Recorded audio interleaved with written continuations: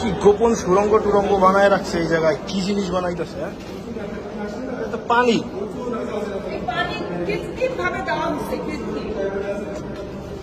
এটা নিচে,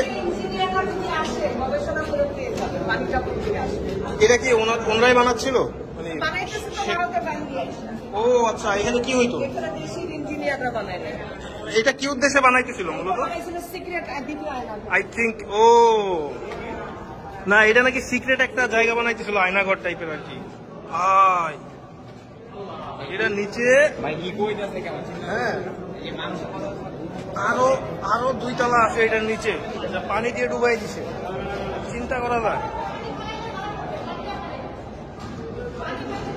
হ্যাঁ,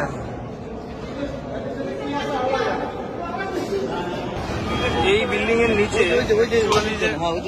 কি বানায় রাখছে এখানে আসলে দেখা যায়।